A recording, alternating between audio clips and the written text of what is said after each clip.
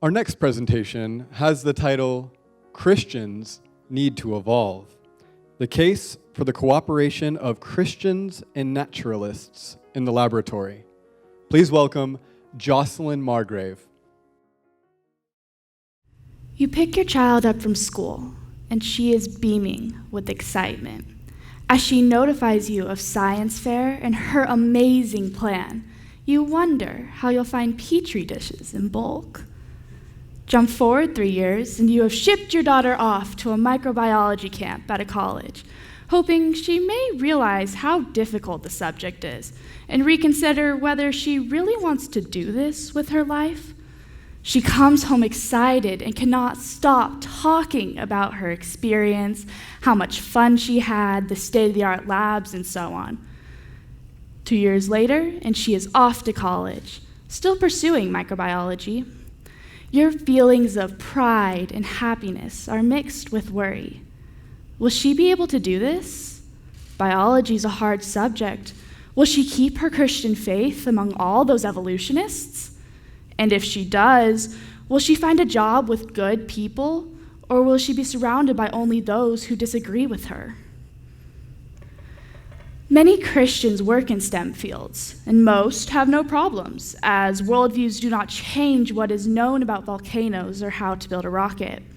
However, when a Christian begins to conduct research, a problem arises. The data found will be used by the world if the scientist who found the data is credible. Younger scientists work alongside older, more credible scientists, proving to the scientific community that the same reliability will be true of their own work. Generally, credible scientists one can work under are naturalists, who believe that there is nothing supernatural, which causes their belief in evolution, which will influence aspects of the research. A Christian in this position may be forced to temporarily compromise their beliefs and submit to an evolutionary mindset until they gain the credibility needed to move out on their own. Although some Christians maintain that working on a project designed to support naturalist philosophy is inconsistent with the faith, scientists sharing the Christian faith are right to work on such projects because the advancement of knowledge of the created world is worth pursuing. The findings could undermine the philosophy of naturalism and is an opportunity to evangelize to a group of people that desperately need to hear the truth. There are benefits in this cooperation that outweigh the costs. The data found could be key in stopping climate change, or saving an endangered species, or solving another problem in our world. Also, we can view this as an opportunity to reach out to people who have avoided hearing the word, perhaps softening their hearts to the idea of God and the beliefs of Christianity. Through further research, we can find additional evidence that points to a creator or that disproves evolution. Now, you may be wondering why these scientists do not seek out other Christians in order to gain credibility. After all, there are many Christian scientific organizations, and most seem credible. This, however, is not the case. Those organizations are not viewed as credible by the scientific community, and any research done by them would not be used. The Institute for Creation Research, for example, is not deemed credible because they are in search of proof of a young Earth, which goes against the beliefs of the world. There's a second problem that arises. The lead scientist, who has credibility, likely holds a worldview which opposes Christianity, which will influence aspects of the research. The published journal, co-authored by the team, provides naturalistic views on the research, despite the fact that one of the authors is Christian. If a Christian must support these falsehoods in order to gain the credibility they need, can they do their job properly without being in sin? In order to answer this question, we must look at two things. First, at how these falsehoods will affect oneself, and then at how they will affect others. In the eyes of the public, this Christian scientist will be supporting ideas of naturalism knowingly.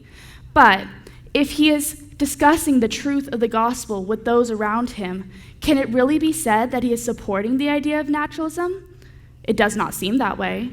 Rather, he is working to provide the world with the data, forced to tolerate the ideas around him, like a cameraman who works for a news outlet that puts out media with which he disagrees.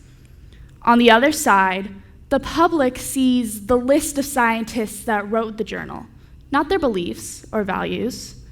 The public that reads the journal is not looking for the truth known in the Bible. Rather, they are accepting what they read because the scientific community deems it credible. Those who know the scientist may see the conflict, but they also know that he is Christian and that he strives to share the truth with those he works with.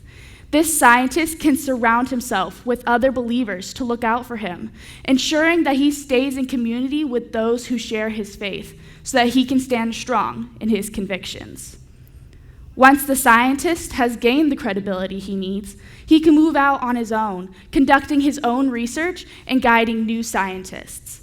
A Christian in this position can help other believers into the world of science and eventually lessen the grip naturalism has on our world. Looking back on your daughter, worry now becomes peace. You now know that she will be able to pursue the things she loves without having to compromise her beliefs in the process. Her faith will become a beacon of light for her classmates, and then her coworkers, and then the world. Thank you.